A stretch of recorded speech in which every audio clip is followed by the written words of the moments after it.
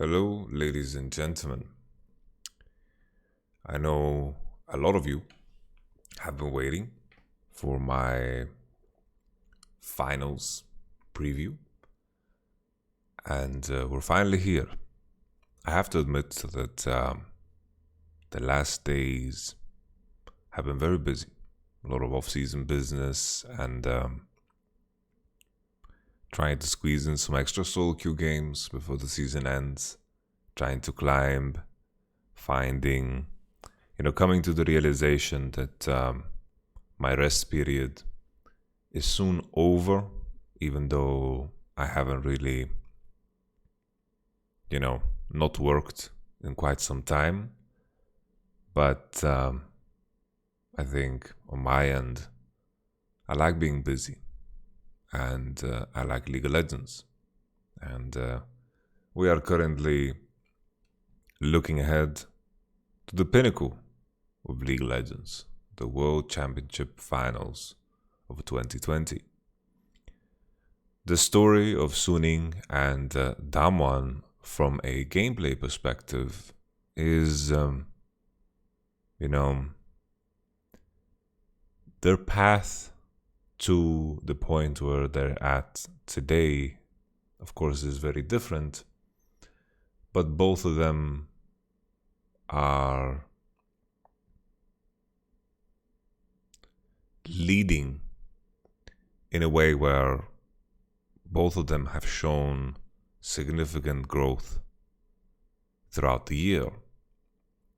Damwon losing a best of 5 against DRX in spring, achieving what I believe, if I remember correctly, is what I was trying to say. They got 4th place in the LCK playoffs, and this was the one where T1 won against Genji in the final 3-0. It just seemed like business as usual. T1 ramping it up for playoffs and demolishing whatever was in their way. I believe Damwon was 4th, DRX was 3rd, Genji was 2nd, and then T1 1st, with the 5th place team being KT. So if someone asked you at that time, thank you very much for the subscription. If someone asked you at that time, is Damwon going to become the team that for the LCK represents him in the final? Not a lot of people would say that they would be the ones. They made an upgrade in the AD carry position. They had a different coaching staff. It was very hard to imagine. At the time, it was just T1. DRX had some question marks too. Even coming into summer, Damwon lost a best of 3 against DRX, ending 2-1. And DRX seemed to be in a place where they were experimenting and they were borderline. It looked like and came across to me as a competitor against them that they were just trying to expand on their pools and prepare for something greater. But DRX seemed to have never left this experimentational mode, which is quite interesting and deserves its own conversation. But Damwon ramped up, and after playing them and really being at the receiving end of a Damwon beating, it was very clear to me that regardless of the scoreline, even though DRX was ahead, that Damwon was the best team in our region. Damwon already back then showcased a lot of, signs that they were aligned of what goals needed to be achieved in the game in order for them to succeed. We had an Azir, they picked a Kassadin, and, of course, in isolation, this is a fine matchup for Kassadin, but all the moving pieces is what truly matters. And we were one of the first teams that got to experience the Barrow Pantheon. And Pantheon pretty much carried Kassadin through the early game and There was a set jungle too, I believe, and they used everything in their power to get this Kassadin ahead. And then we got smashed in probably the quickest game, one of the quickest games, all summer split long. And this is a story that has continued, a continued story of growth. Same thing for Suning. Throughout summer, there was definitely a ramp up. Their playoff run ended against Top Esports, where they got 3-0'd. Top Esports had a significantly better bot lane to gain advantages naturally. Jackie Love was playing very, very well, and he was in form. And Bin, against 369 and Casa, they were very, very good at shutting down anything that Bin wanted to accomplish. Because Bin contained is not the Bin that we've seen at the World Championship.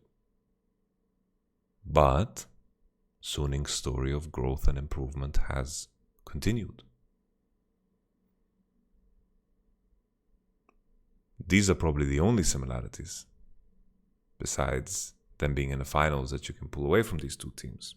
Sure, you can go deep and talk about, oh, they both have a top laner, they both have a blah, blah, blah. I know you can get picky and annoying. For sure, there are some people in the comments that are gonna do some silly things like, yeah, well, they're both in Shanghai right now. They are both under the same roof. Yeah. You do your thing. That's okay. I enjoy those comments. From a gameplay perspective, just holistically, before we go into deep matchup conversations, Suning and their path, they've played against teams that like to put themselves in situations where you get skill checked. So what does it mean to be skill checked? You know, there are a lot of variables that matter, but draft, champions, game state, gold, everything. All these variables matter, but also individual skill and individual mechanics matter a lot.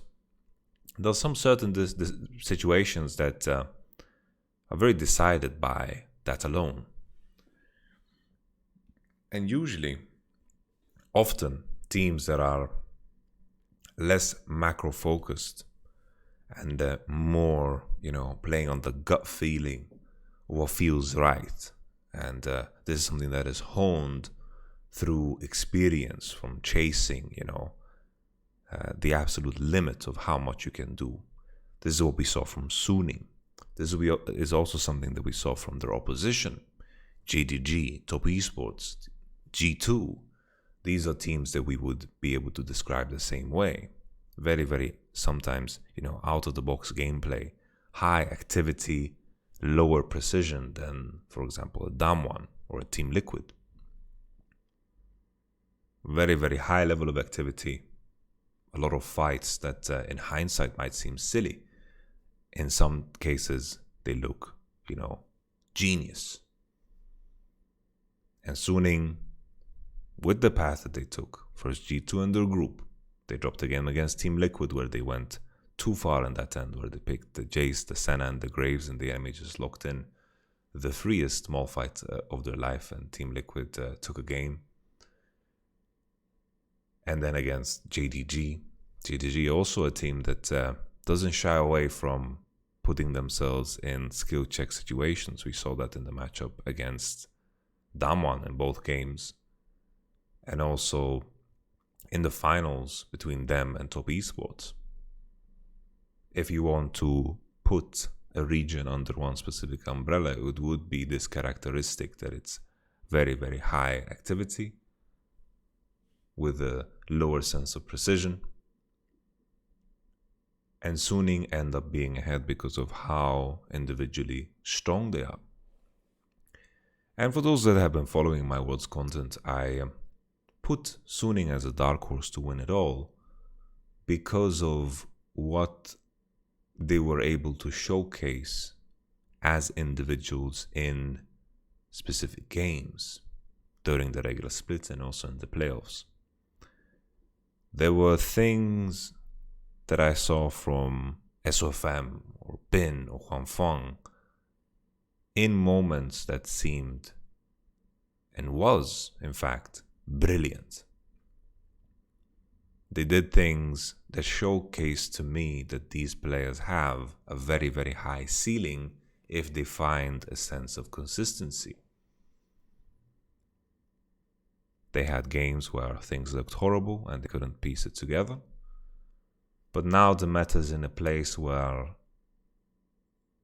individuality is rewarded due to the nature of junglers being very, very busy almost for the entire game.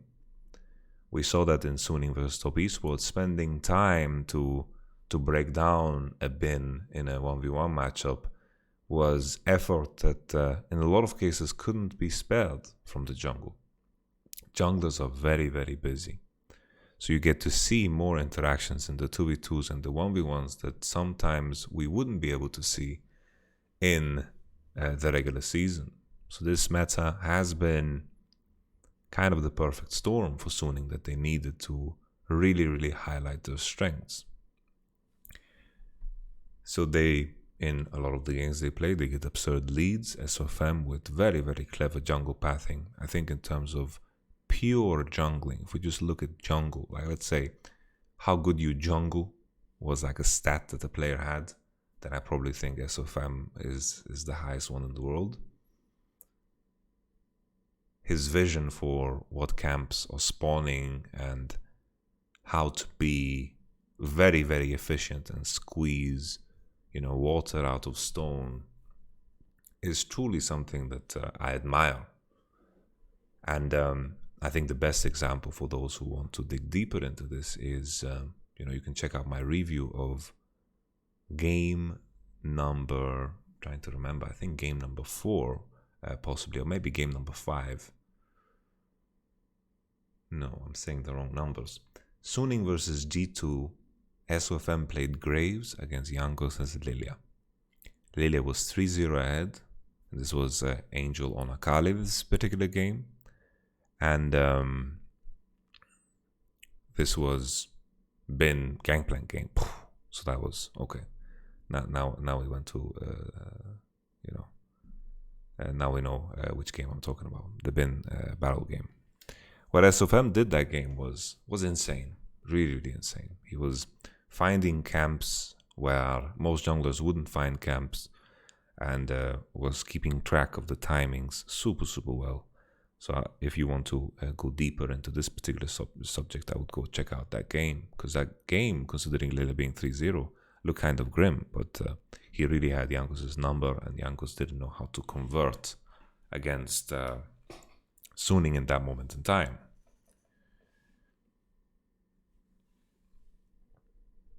So we're talking about the individual strength. Bin, individual laner, super, super good.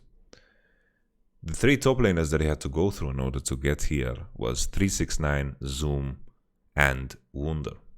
3 top laners that I ranked super, super high. You can make the argument that JDG and Top Esports heavily, underperformed. But some of the things that Bin managed to do against the 369s, whom I have a lot of respect for, was dirty. Getting away with, just snowballing Jack's matchup from level 1. I don't know who to blame here. Just Bin was willing to take that chance, and 369 just didn't deliver.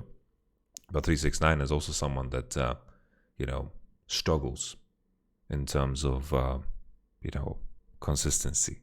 There's a running meme, I don't know if you know it, that, you either get a 3, you either get a 6, or you get a 9.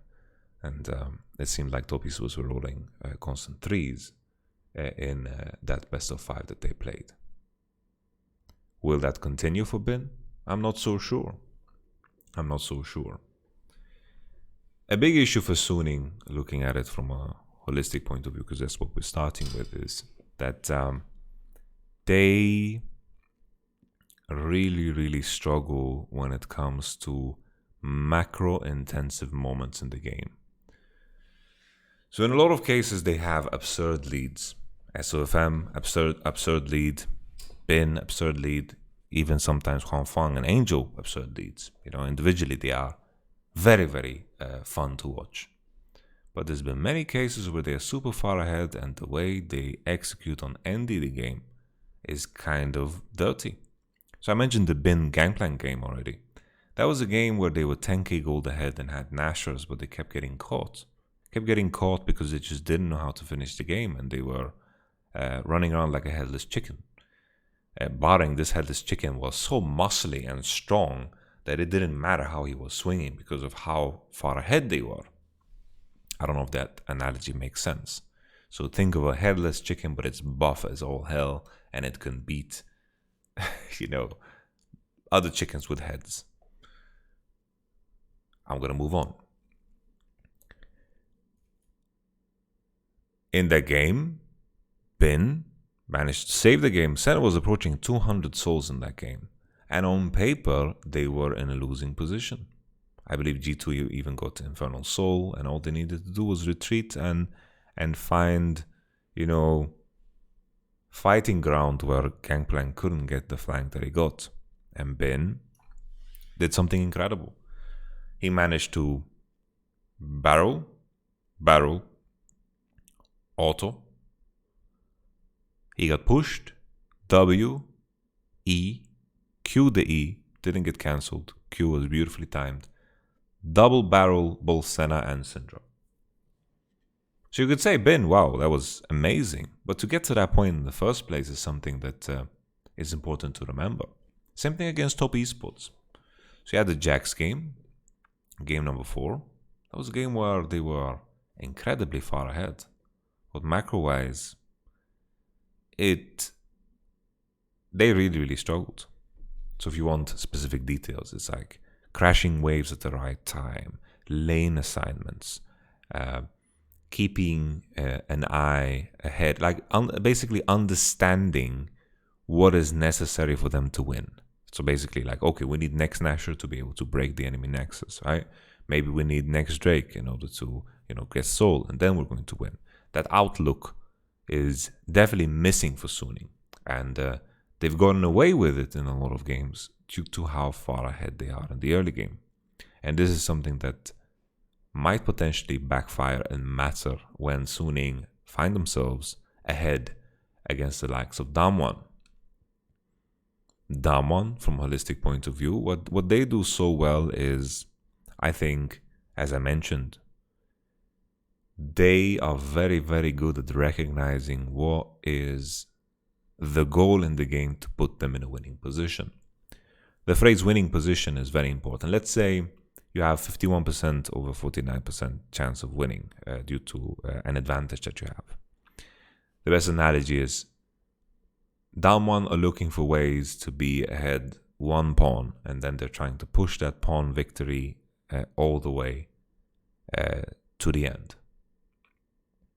The moment Damwon feel like they're in a winning position, they lower their level of activity and make themselves as precise as humanly possible. A good example is Damwon versus G2 Game 3. So that game, they had a composition with the Lulu into the Akali, enemy had Sion and Kindred, and they had, the tricky thing about G2's composition is they had Pantheon, Sion, Akali, a lot of champions that can cover a lot of distance. So what are you thinking? You're facing up against G2. What are they so good at? They're very good at finding skirmishes. They're very good at, creating fights where the enemy shouldn't be fighting at all.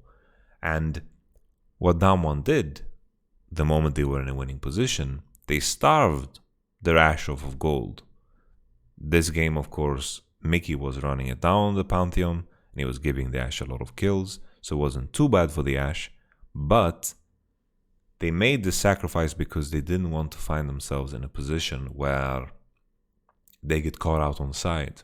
They recognize that the only path to victory for G2 is this, and if we fight around objectives and we fight compact, the Akali, the Sion, the Pantheon is not going, they're just not going to do anything at all to us in a team fight, because we have the Lulu, we are the ones with the Leona, we have the Ashe Syndra, we can kite, we can keep our distance, Akali's not going to put anyone in kill range, and we also prevent G2 from pulling us into a situation where we play their game.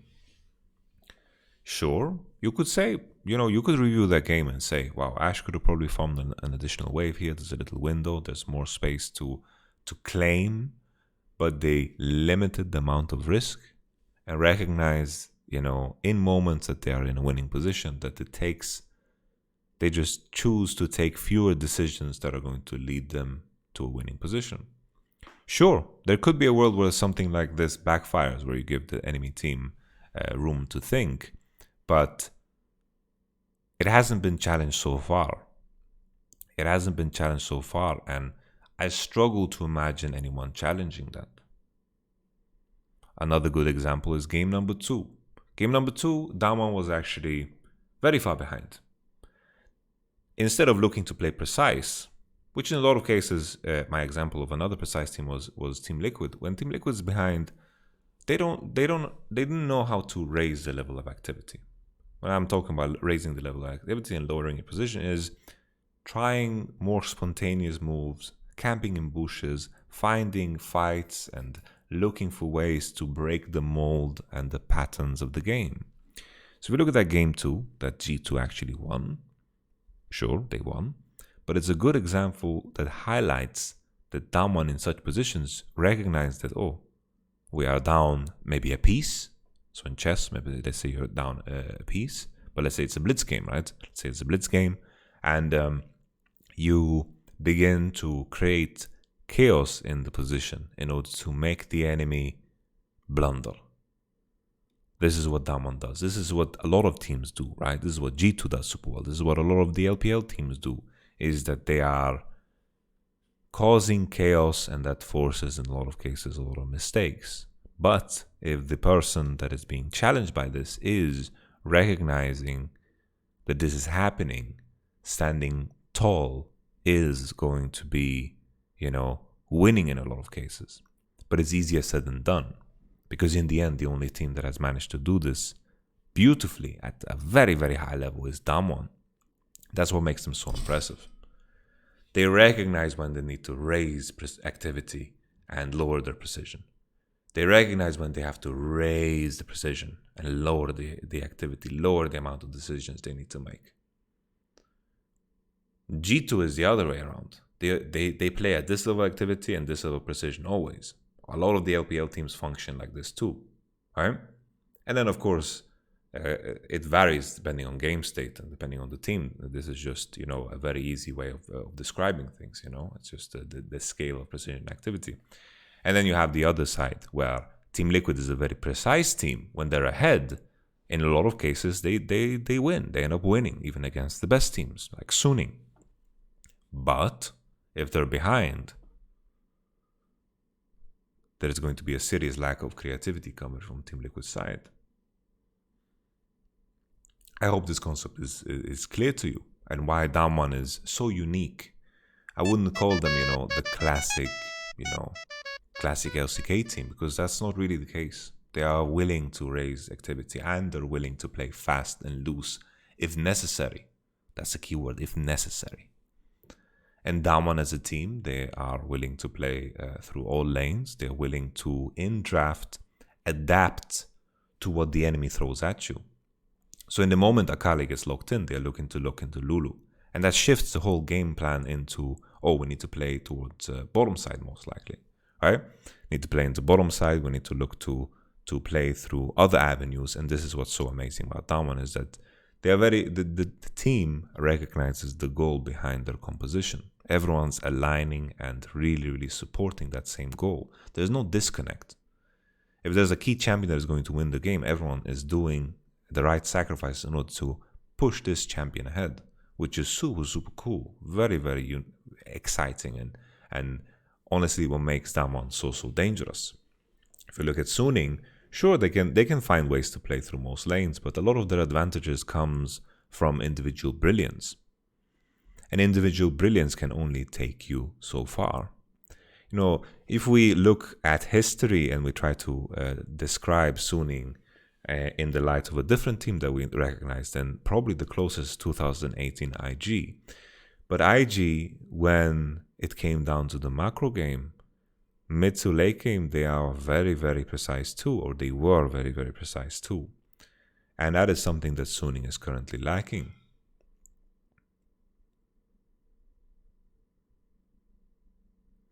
In terms of draft preparation, I began to touch on this and how Damwon really, really are, they are willing to pick the champion that counters the theme of the enemy's champions and then adjust how they need to approach the game depending on what the draft shows them.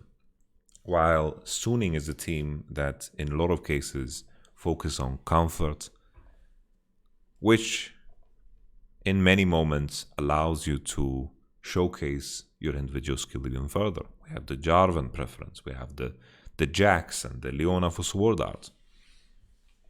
There are some champions that stand out. Panfong on his Ezreal and Jhin. Angel on his Akali is looking quite crispy, right? And these are things that I think in the end, comfort only gets you so far. Sure, there could be a world where Bin continues his streak of domination and he just beats down on Nuguri too, which is probably what is going to be necessary in order for Suning to win. SFM the same deal here towards the Canyon. But as I'm saying these names, you begin to recognize why everyone believes that Damwon is favored in this matchup. And while Suning made a name for themselves by beating other favorites in this tournament, JGG and Top Esports had a lot of question marks around them. G2 the same way. They are great on paper teams and I was excited for them and I rated them super, super highly. I thought for the longest time that Top Esports was going to be our world champion. I have no shame in admitting that. But the tournament performance was very, very iffy. Dropping 2 games to Fnatic, JGG looking sloppy and losing against Paris Saint-Germain, and then of course winning against Damwon, but that game was meaningless. So you could say what you want about that game. It's hard to judge it on face value.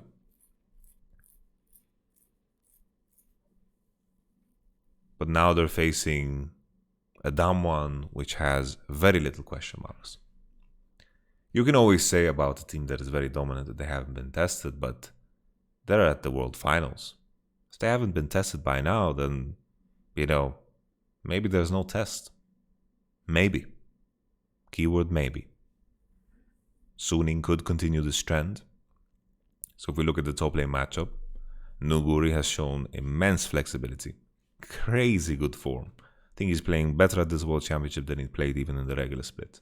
And the man has had a collapsed lung. He is peaking at the right time. Damwon is peaking at the right time, which is incredible. Incredible.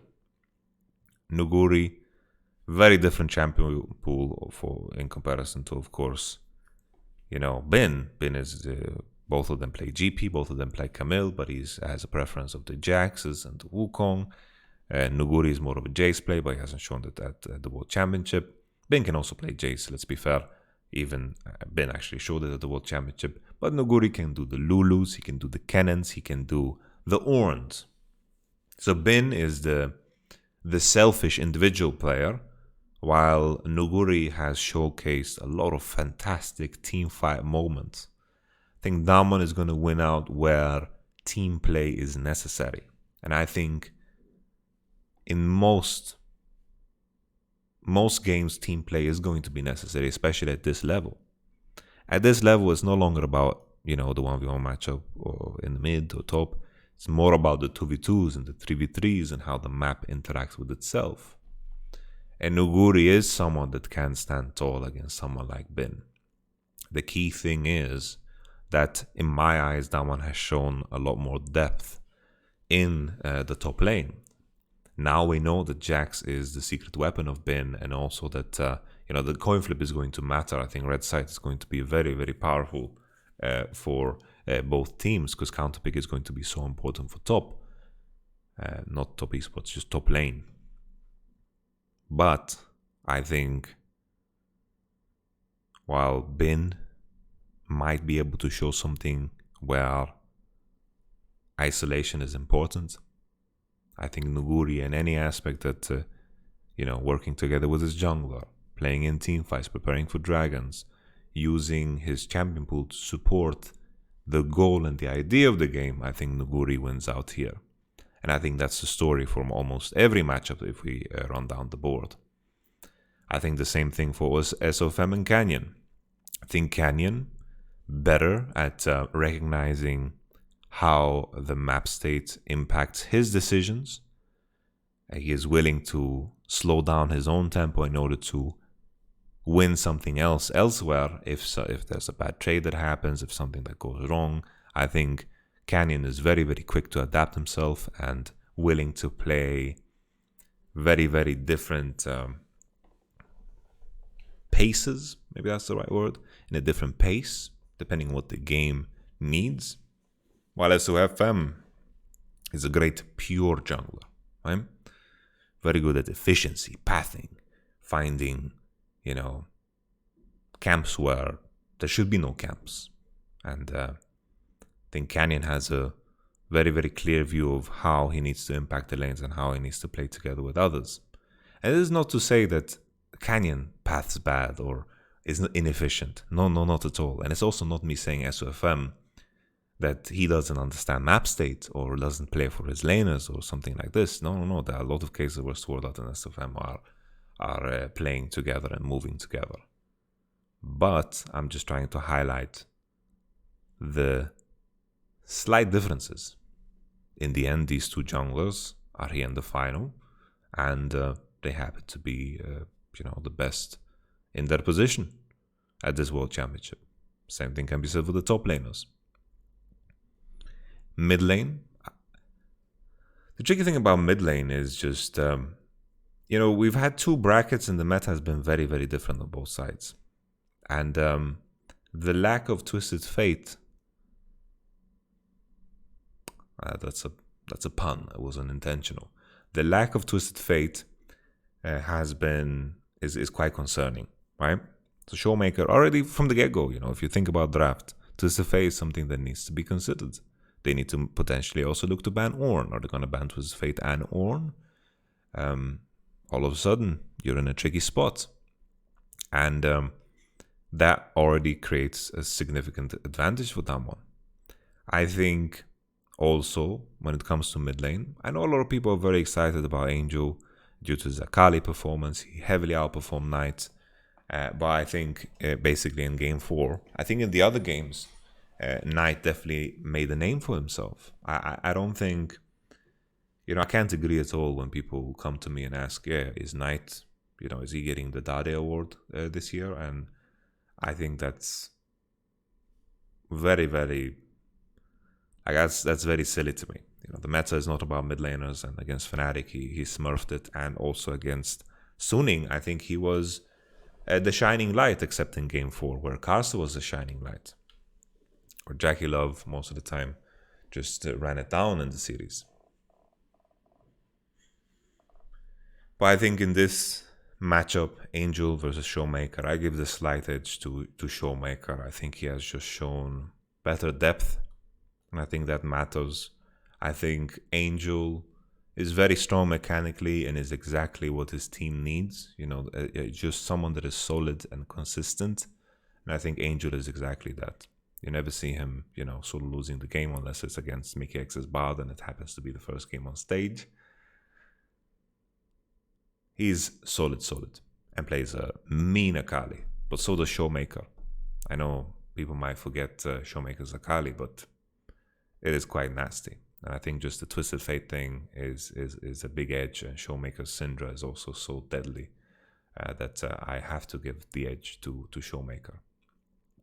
Bottom side, I think Huan Feng has had more, monster moments, but I think partially because of this, I think the playstyle of both teams also allow a lot more of this to happen for Huanfeng. But in terms of AD carries, I don't think the difference is that huge. I think there's going to be a large focus on Ezreal. I think a lot of teams will recognize that Ezreal is definitely a winner. I feel like Ghost has definitely figured out what he wants to play. You know, Jhin, Ashe, Caitlyn. We'll have to see how the Ezreal Prior progresses. Maybe Ezreal is something that they're going to ban specifically against Huanfeng. It wouldn't surprise me at all. To remove that from the pool definitely puts Ghost in a more favorable position. And also Ezreal is kind of the jack of all trades, where he never finds himself in a position where he's a bad champion, unless the enemy has maybe Samira, Maokai, Yasuo. I don't know. I can't really realistically think of a composition that is, you know, super good into Ezreal, because of the nature of the champion. It's very long range, has dashes. You know, it's a poke champion with a dash on a very low cooldown, and has very cheap items. You know, there's very, very little drawback to picking Ezreal, besides the fact that in a lot of matchups he doesn't get prior early, and that can be very meaningful in some games. But Ezreal could be a potential ban. We move on. Supports. I think also champion pool here is a question. Leona Prio has gone through the roof, and Suning have gone so far to pick Leona even in first three. We saw a lot of Leona fourth pick. And Sword shouldn't be allowed to get more Leona. You know, Beryl also plays a mean Leona, but what comes next, right? There's Bard, there's Pantheon, all of these champions that are very, very, you know, strong early, good at roaming, good at impacting fights. This is what we see in these champions, and there's a massive shared champion pool here. And the question is, what is going to happen to Leona? I think Leona Prior is going to be through the roof, because the counters to Leona, like, let's say, you know, people are going to think about Trash. Trash is something that you can outplay with, you know. You can outplay a Trash with Leona. You know, the matchup has developed. Same thing for Morgana. There are ways for Leona to outplay it.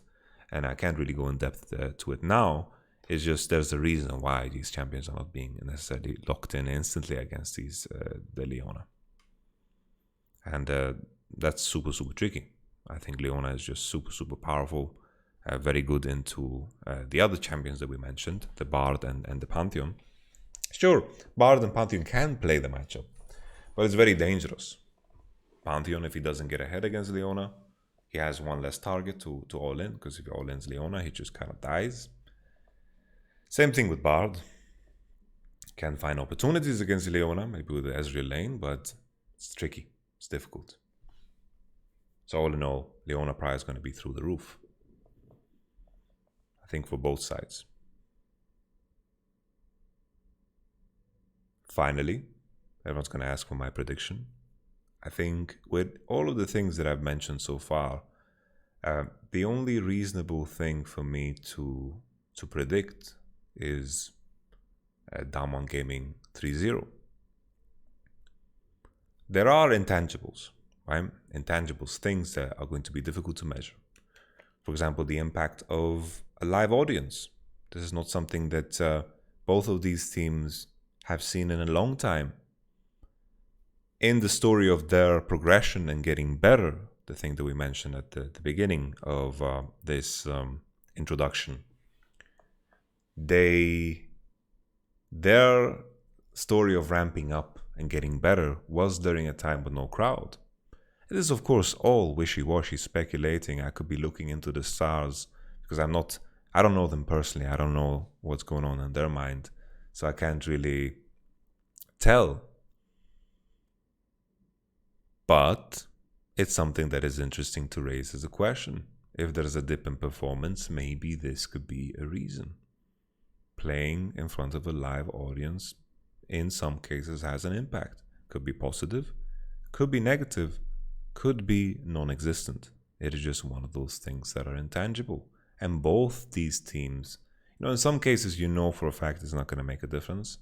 You know, not for a fact, but there's the odds can be higher for a team that has played in front of big crowds and delivered in front of big crowds to be able to, you know, do well. And I'm looking at Damwon last year. They were very dominant in scrims. And that's, you can measure that and equate that to whatever you want. But their stage performance didn't necessarily showcase a similar level as to what people saw in scrims. And that can be for a variety of issues as well. As I mentioned, we're getting into wishy-washy territory. And also, another intangible is that Suning have made, they played against JDG and Tobii Esports. And I haven't looked at the pro views, but there were some things that were really, really shit for the eye test. Shit. Like you could look at the scoreline and say, wow, Suning are really, really amazing. They beat tournament favorites. JDG, Tobii Esports. These are teams that Yamato hyped. But there were some things that 369 did that are just unacceptable. There are things that Jackie Love did that are just unacceptable, right? And that, to me, I can't tie to the same expectations that I had for Tobii Esports and JDG. It's incredible what Suning has accomplished so far. I don't want to take anything away from that. But in the comparison of Suning versus Damwon, just because the storyline has been that they've slayed other tournament favorites, no one has shown and delivered on that promise of being a tournament favorite as much as Damwon have. So naturally, I think anyone that is going to predict with their mind is going to lean towards Damwon. If you're predicting with your heart, then I can understand that falling in love with the Suning story, it's natural. The story of how they've gotten to the place where they are today for Huang Feng and the other players is just amazing. It's beautiful. It's written, by the gods, It's a beautiful story. And if the stars align, which they could, on the day they could. And maybe JDG just crumbled under the pressure that is Suning. Maybe Tobii Esports also crumbled under the pressure that is Suning. And maybe Suning will make Damwon also look terrible. Maybe. But my mind is filling me with doubt. So Damwon 3-0 is my prediction. I hope you're going to enjoy the show. I'm going to be on the World's Analyst Desk. We're going to, of course, review the games afterwards and learn as much as possible from the series. As a fan, I hope that the game and the series, pretty much, is going to deliver us to 5 games, because the more games I get to watch, the more I get to digest and the happier I am. Because coming into Season 11, the game is going to be completely different. I think this 10-year anniversary definitely, signifies new beginnings coming into next year. I have to admit, this is maybe not the best video to do it, but I'm worried that Wild Rift will become bigger than League of Legends. And maybe that's for the better. But mobile games, I've done very light research, and I'm saying very light. Like super light, and mobile gaming is massive. The market is crazy. That's why Blizzard said, "Lul, you don't have phones," because phone gaming is crazy. The market is nuts. I'm going to play Wild Rift. Mobile gaming is probably not like my main thing, but maybe Wild Rift is going to become bigger than League of Legends. Could happen. Maybe these items that are coming in are going to change the game so much that it alienates players that have taken a break, and they come back and everything is new and confusing. Because for me, looking at these items, it is quite confusing. And the only reason I brought this up is because this World Championship could be the last of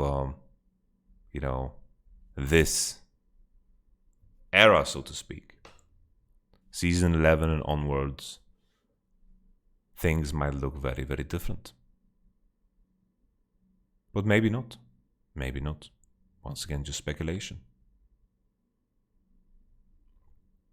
Tell me in the comments below what you guys think for a prediction. Are you following your heart? Are you following your mind? Do you believe in Damwon? Do you believe in Sunning? And not to say, I made the distinction as clearly as I possibly could. There are some people that have Damwon in their heart, understandably so. Very, very lovable characters too.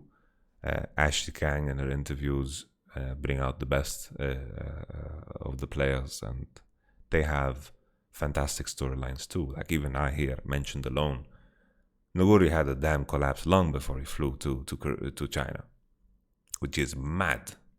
Mad, I tell you. All in all, I'll catch you guys on the analyst desk. Thank you so much for watching. Bless you and bless your face if you sneezed during this video. Bless you. Have a wonderful weekend. We're going to continue the stream just like always. Goodbye, ladies and gentlemen, on YouTube.